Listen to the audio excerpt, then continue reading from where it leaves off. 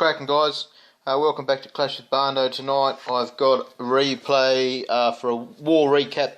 Our win 172, and it was versus CONGKOK MEI. I think they were listed as an international clan. Yeah, international. So as you can see, we got the 94% destruction, so it was a pretty bloody good war. For them, they missed Rhett, they missed Dion opening it all together, and Jadam. And then 3-starred all of our 9s and downs. So it was a fairly reasonable war from them. They were 1 Town Hall 10 base up, but we had a big hit on number 2 by Dion. Obviously I'll be showing that. We had another couple 3-stars on their Town Hall 10, so well out of contention early. The 3-star on number 7 was pretty early in the game, so that brought it level, and then obviously 3-starred everything else. So very good war. I've got some pretty cool attacks to show, and we'll start with Dion's big hit on number 2.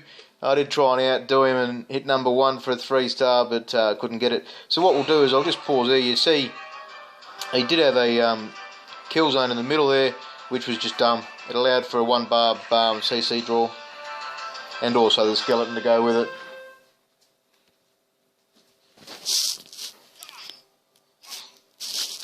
So he's drawn that down to the bottom. He's just used a barb to hit the wall, so that's just a really silly cost. He probably could have started his minion much earlier to get those skillies dead. There you go, and he'll just walk it that balloon down as well.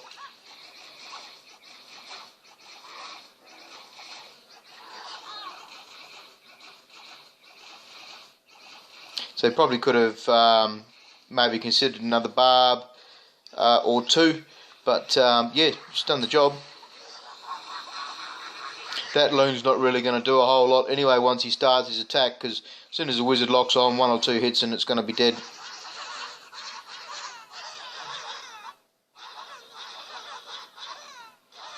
So very cheap and effective clan castle kill.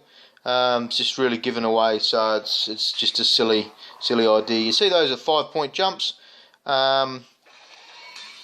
So you're basically targeting that bottom section of the barrack, so you know it's then going to jump through the whole lot. There's no use to faff about with wall breakers or anything like that, outside traps, all of those kinds of dramas. Just plain old simple, get those jumps out there.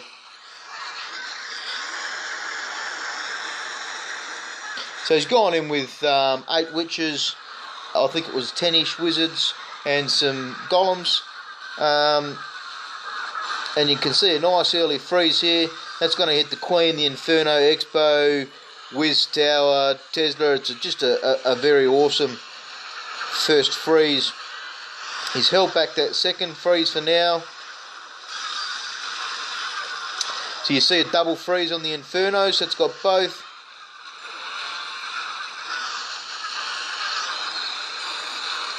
Nice Warden's ability there. That's just kept everything alive.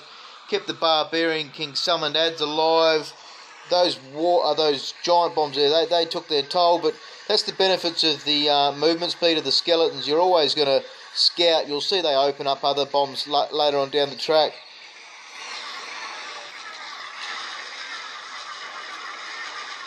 I think there was another giant bomb behind that mortar there. There you go. So you see that's cost him nothing, just skeletons, and they get resummoned. Just a brilliant all-round attack. Well done, Dion. It's nice to be getting these 3-stars versus Town Hall 11s. Admittedly, not the best base defence, but it's still nice to smash them out. Next one I want to show was the attack on number 7. That was done by a clan mascot, so was a good attack. Of course, it's one of my accounts, but it's nice again to get the 3s out. I have shown this base before on my YouTube war recaps, and I did a Queen Walk Go Wiz attack, I think it was. I don't know whether I had a Warden at that stage, but it is back in the log. And what I've chosen to go with this time is a Lightning Storm attack. It's a very cool attack. I'll zoom in because the lightnings weren't perfect. This was the first hit on this base, so I expected it to be a hound, which it was. You see the lightnings go down. They were just at the tip of that Inferno, so you've got to be pretty close to the Inferno. You've got to make sure you're on the Inferno, because if you stuff that up, then it can cause you grief, and if you don't kill it, then that's your strategy dead.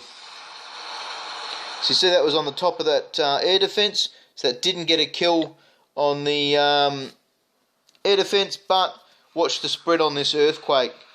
Absolutely smashed it, plus also took 25% off of the Town Hall, so that was a nice Earthquake.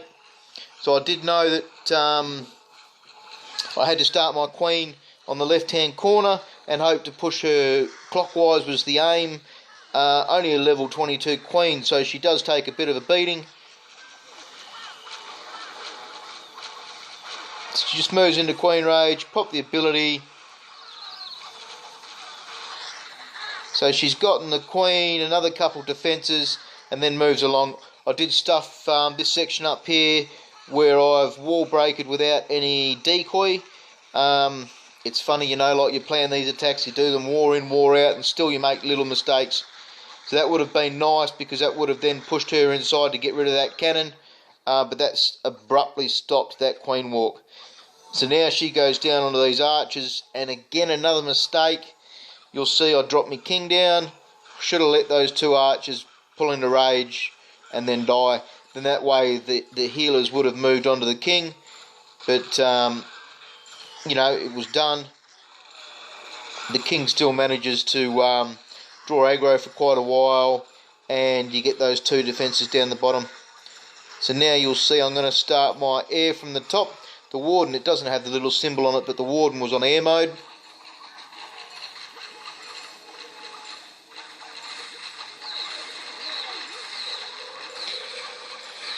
So you see he encompasses those. He's only got the level 1 ability, so it's not huge. There's one haste left in the bag, and that's to try and push those loons into that Inferno. It's funny just thinking about the ability there. If you use it just as your hounds are going to go through and they eat a couple of heat seekers, it would, yeah, they'd be immune for those few seconds. So it's always, when do you time your Warden? I think I timed that pretty well. Obviously I walked away with the 3 stars, so I'm pretty happy about that. We'll speed it up now, that's pretty much it. There's pups everywhere, a few loons going, even the archers getting that storage down was nice. So pretty happy raid to get that nice and early.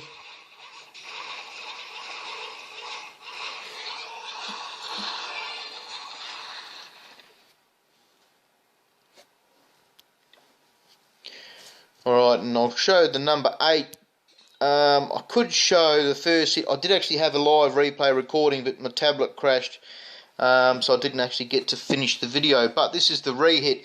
I did hit this with Mascot first, and the intention was, again, another Lightning Storm combo. I've just been playing around with this combo a bit where I can, but I did stuff it up on Mascot for a few points, and this is the replay I've gone in with Barndo 80, so obviously with the Max Heroes, the much bigger Warden. I don't know, it's funny when you've got Max Heroes, you've got that little bit of mentality, I guess, where you feel like you're going to do much better. Sometimes it's just overkill, but you see I didn't kill that Queen, still missed her. But now you see that Earthquake. The first time I attacked this base, I missed that air defense to completely kill it. So I made sure I did it properly this time, because you're going to see this Earthquake now. I move this to a different spot. Obviously I need to kill that Inferno, but then I'll come over and top off, you know, 25% off the other Inferno and get those Expos down. So the Queen walk starts here. I need to kill that Queen. I'm trying to avoid drawing that Lava Hound with ground. Eventually I will draw it, and I probably could have done that better.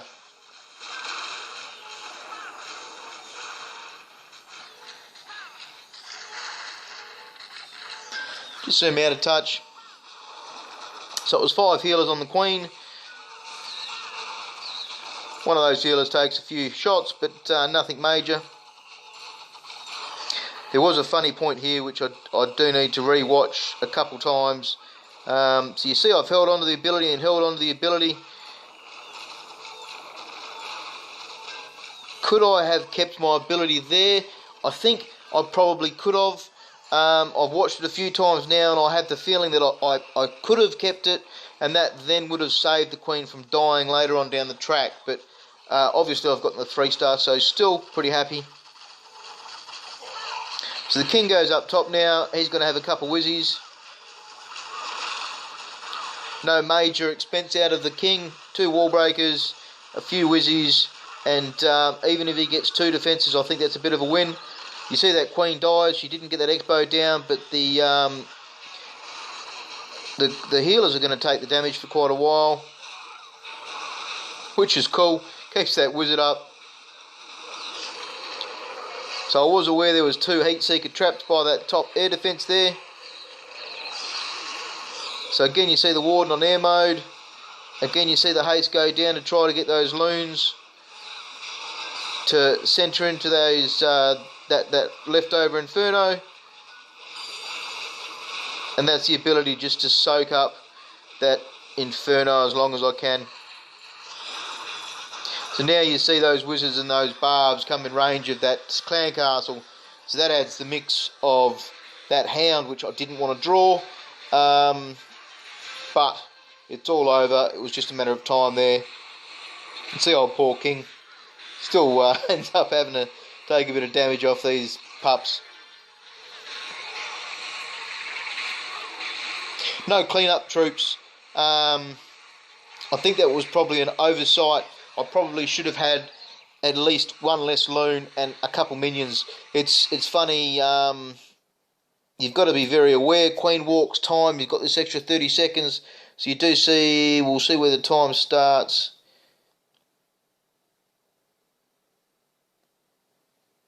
Where are we? 4 to 5 seconds left in the raid overall. So yeah, that was good. What do I want to show next? I was going to show, I think Ginger did an attack which was pretty good. Now Ginger's a serial farmer, so he likes to go. He started getting used to running some raids with a hero down, which is nice. Level 20 queen. It's more of a confidence thing, you know, like it's quite a low base. He did stuff up his first attack, but then he's come back with this, so, you know, it's a constant thing. Supercell aren't going to change. They aren't going to allow you to use your heroes during wars. It's going to be one of the highest, I should say, hugest, bad word, not a word, but it's going to be one of the highest ways they make money, you know, like I spend so much gems on actually gemming heroes available for wars across so many accounts, and, yeah. You see there for the use of 3 whizzies, his queen's pretty much untouched. So that's nice. That's a good good cost. What's he gone in with? Looks like a GoLaLoon, Shattered GoLaLoon by the looks of it. So he's got the 2 golems. Because there's no king or anything like that, there's nothing to really get straight into that queen. But the whizzy will do the job. 2 hits from a whizzy under rage.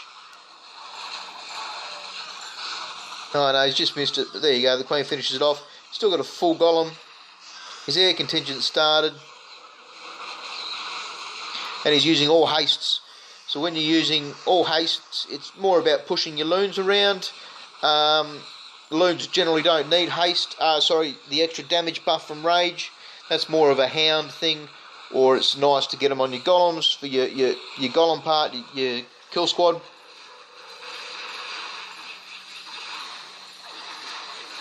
Speed it up. Still got 1 ace left. Didn't need it. That's it. Well done, Ginge.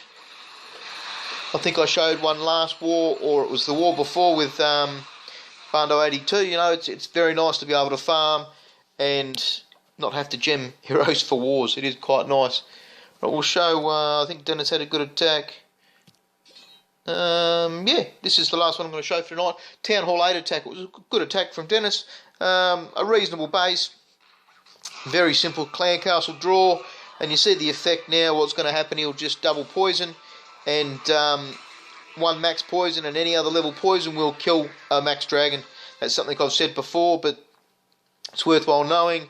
Because at Town Hall 8, it just means that the CC is null and void. Of course, it's time. But then when we got the extra 30 seconds with the last patch, then you've got that time.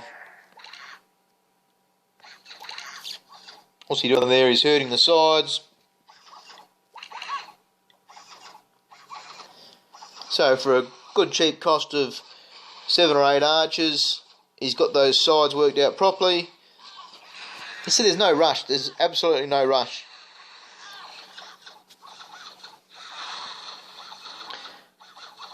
Out comes the old golem, just a single golem. They are level 2 for him. The reason you want to learn these at Town Hall 8 is because it really sets you up for Town Hall 9. These are the kinds of attacks you do cold-blooded GoHogs at Town Hall 9, and early on that you'll be smashing early Town Hall 9 bases done properly. So he knows he's got 2 giant bombs out of the equation now. You'd have to assume the ones above the Town Hall. So he's used 2 early heals, and that's just going to push him right through. It's nice to top his king up as well. He'll still have Clan Castle Hogs. There you go. You see he banks that up. Trips that last giant bomb.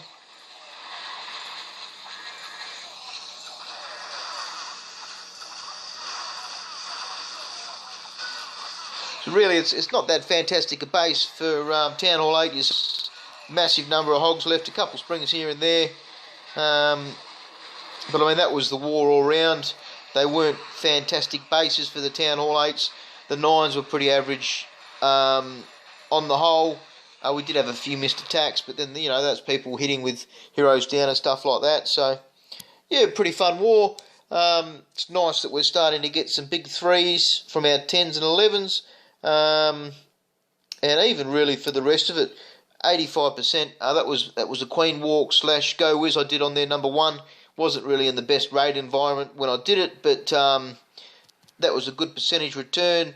Shine had a 63 there, 85 from Hoff. I was pretty confident that was a base that I've hit before. I could have 3'd that, but I thought I'd go for number 1 and try and, you know, beat Dion.